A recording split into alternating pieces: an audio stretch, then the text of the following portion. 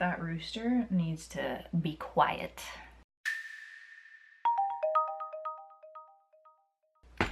I think the rooster has stopped crowing, so I am going to begin. We're gonna try this one more time. Okay, so what is up, you guys? I am back finally from my trip from Europe. I was gone for almost 2 months. If you're new to my channel, I've been traveling, obviously, and if you're subscribed, then you know I've been posting a lot of travel stuff lately, and I am back in Canada now, and I am super excited to get back on track with some of the other content that I've been adding to my channel.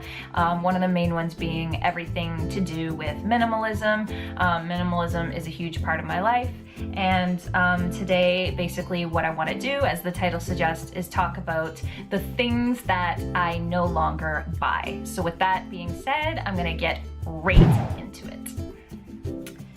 Okay, so in no particular order, I'm just gonna kind of fire these off. I just kind of have bullet points here to keep me somewhat on track, but I'm gonna try not to ramble too much. But one of the first ones I have here is DVDs, movies, books, things of that nature. This is something that I think a lot of people have been moving towards for a number of years now. Not buying physical DVDs, movies, streaming music online, or just buying music online, and books. So I no longer buy any of those things, which is really hard for me because I still do love kind of reading a physical copy of a book, but that's not super practical with me living in a tiny cottage and with doing a lot of travel. It just doesn't make any sense to be lugging around books. So I no longer buy any kind of books, any music. Not that people buy CDs anymore, but yeah, that's definitely one thing that I have stopped buying completely. Home decor items. So this was a huge one for me. But once I moved into this place that I'm in now, I think this place is about 400 square feet. So I call it a tiny cottage. It's not literally a tiny cottage, but it's pretty tiny. It's pretty small, but it suits all of my needs at the same time. So when I moved in here, I had just the stuff. I think I briefly touched on this in one of my other videos, but I had just the stuff that I was able to bring with me from Toronto, and that's pretty much what's in here. And I know that I have no other room in here for anything else, so that made it a lot easier to kind of deter me from even browsing stuff when I'm out and about, because, you know, I was a big sucker for interior decorating stuff, and I also used to do a lot of DIY stuff, but I just don't have the room in here for it. So that is something that I just no longer buy anymore. Another big one that I have stopped buying, and I haven't bought for quite a number of years now, is things like body washes, like lotions, creams, stuff like that. What else do I have on here? Oh, makeup. So like toiletry type of things. I basically have consolidated pretty much all of my toiletries down to a few main products. So a lot of times I'll use Dr. Bronner's soap. I use coconut oil for almost everything, and it's amazing. Makeup remover, I mean, it does a ton of things, and I'm sure a lot of you know all about the benefits of coconut oil and the wide range of ways that coconut oil can be used. It's a fantastic one.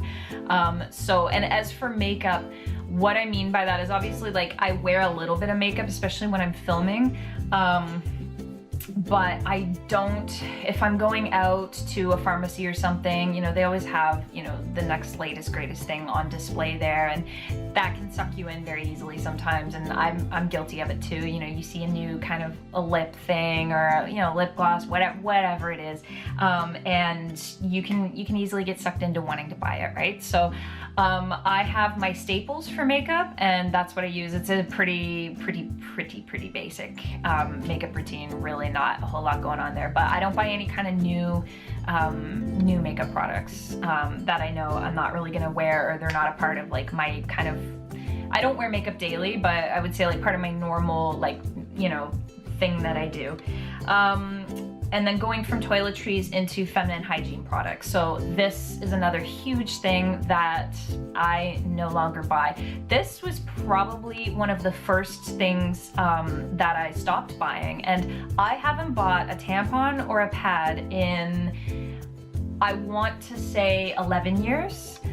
So a long time. I came across the Diva Cups, is the menstrual cup that I use, and I came across this way back before they were they were kind of becoming a lot more common now. If you don't know what I'm talking about, I will link it below so you can check it out. I'm not going to get into all the details of how to use that on this video right now, but I started using that, yeah, about 11 years ago, and it just completely eliminated the need for tampons, pads, panty liners, all that good stuff. So that has been just a tremendously positive thing.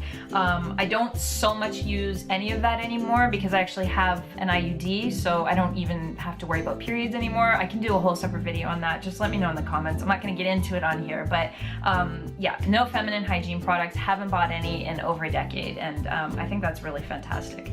And then one of my last main ones here is just more of a general thing of impulse buys. So I no longer impulsively buy things. This was never something that I had a huge problem with, but more what I'm referring to is when you go out, you might be out with friends or whatever, and things just happen to catch your eye, and instead of maybe seeing something that you'd like, going home, thinking about it, maybe researching it a little bit online, checking out reviews. I know a lot of people just do all of their stuff online, but even online shopping, just kind of seeing something you like, maybe checking the reviews, giving yourself a few days to really mull it over and decide, is this something I actually need or is this something that I want? And a lot of times what I find is if I give myself that space, from the time I see something, I'm like, I need it now, to the point where I'm like putting in my credit card information or I'm paying for it in a store, I give myself a little bit of time, and I would say 9 times out of 10, after you give yourself a couple of days to really think about it, you don't even want it anymore, or you've forgotten about it, which really kind of shows you how needless a lot of the stuff is that we think we need. So no impulse buys, and also no sale items. So I unsubscribe to anything that seems to work its way into my inbox. A lot of times you'll get flash sale emails and things like this. I'm sure you all know what I'm talking about, and it's so tempting when you get this stuff to rationalize buying things because they're on sale. And it's just really easy purchase to justify when you know things are on sale and you're getting a deal and you feel like you're missing out somehow. So I do not go for the sales unless it's a grocery store or something like that, a little bit different, but I don't kind of get caught up in the frenzy of, you know, flash sales and you know, feeling obligated to buy something because it's on sale and it's a good deal. I just really stick to keeping a list of things that I know I need, and that way when I am out and about, I just kind of have laser focus and I go for right what I need and I buy it and I leave the store, and it's so simple and it saves so much time, and it's just, I think, a lot more of an efficient way to shop. And it keeps you from getting distracted and going down those purchasing rabbit holes that a lot of people are very guilty of, and I've been one of them. I think that's it for now. If there is anything that you have stopped buying on your journey to minimalism, definitely let me know in the comments. I'd love to hear what you guys think, or if you have any other tips. I love hearing from you guys, so definitely let me know in the comments. And that is it for this video. So thank you guys, as always, for watching, and be sure to stay tuned because I'm doing a lot more minimalism content in the coming days and weeks. So be sure to stay tuned and check that out, and I will see you guys in the next one.